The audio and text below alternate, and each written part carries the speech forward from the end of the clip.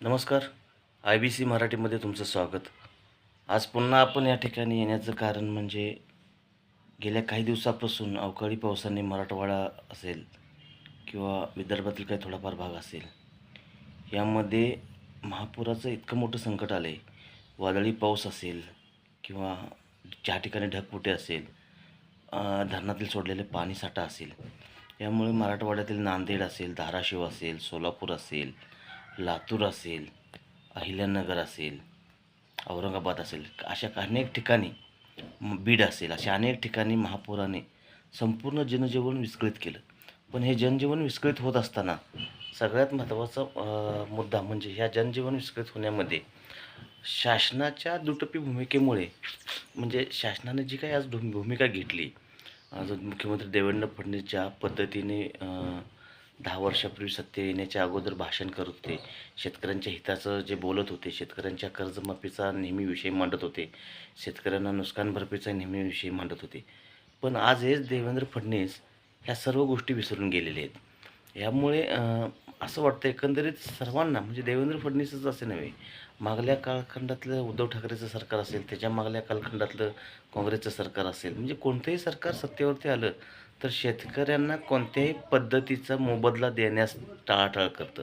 पण हेच राजकीय लोक ज्यांना आम्ही निवडून देतो, ज्यांना आम्ही अहोरात्र आमच्या मुलं-बाळं प्रचार करतात, ह्यांना आमचा एक ह्या विभागातला नेता म्हणून आम्ही किंवा आमच्या विभागाचा विकास होईल किंवा आमच्या राज्याचा विकास होईल म्हणून आम्ही ह्यांना ह्या ठिकाणी हे करतो, विशेष सवलतीमध्ये त्यांना आम्ही मतदान करतो. कोणतीही फूल अपेक्षा न ठेवता त्यांना आम्ही मतदान करून राज्याच्या विकासासाठी पाठवतो.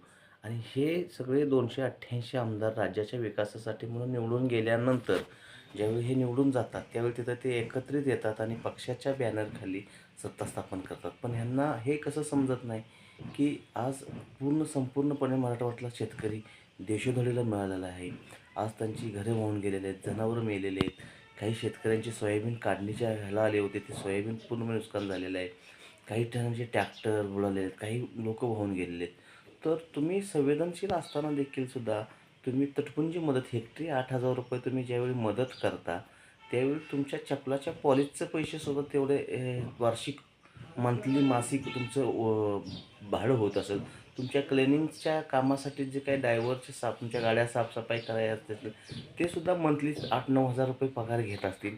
आणि तुम्ही आम्हा शेतकऱ्यांना जी दिलेली तटपुंजी मदत आहे, ही मदत आम्ही कशा पद्धतीने स्वीकारू आणि कसं हे करू?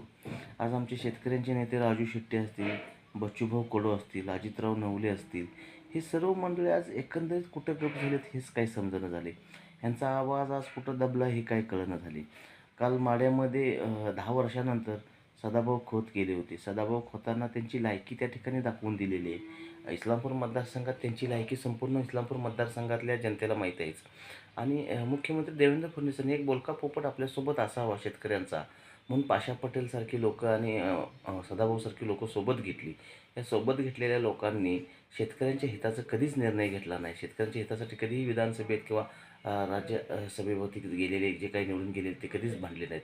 हे नेहमी देवेंद्र फडणवीस असतील किंवा अन्य लोक असतील ह्यांच्या एकंदरीत ह्यांच्या गुणगान गाण्यातच हे व्यस्त आहेत.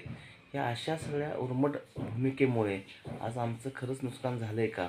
तर मराठवाड्यात तुम्हा सर्व मंत्र्यांना, सर्व आमदारांना, 288 आमदारांना विनवणी आहे, की तुमचा 1 दिवसाचा पगार देण्यापरास तुमच्या 1 महिन्याचं मंथलीचं पॅकेज जे काही आजी-माजी आमदार 1,000 आजी-माजी आमदार महाराष्ट्रामध्ये आहेत.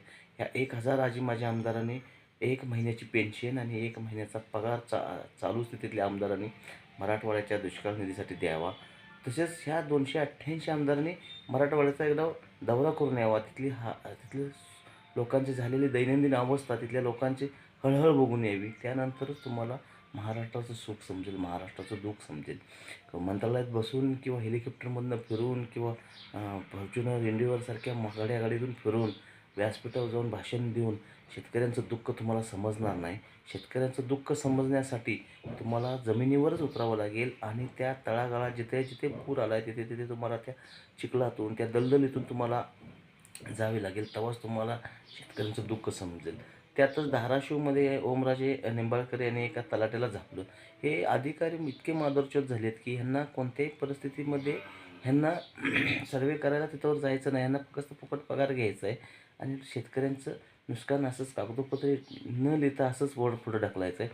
मी पुन्हा एकदा विनंती करेल मुख्यमंत्री साहेबांना यावरती लवकरात लवकर निर्णय घेऊन ॲटलिस्ट ₹50,000 शेतकऱ्यांना मदत करावी अशी मी विनवणी करतो आणि थांबतो.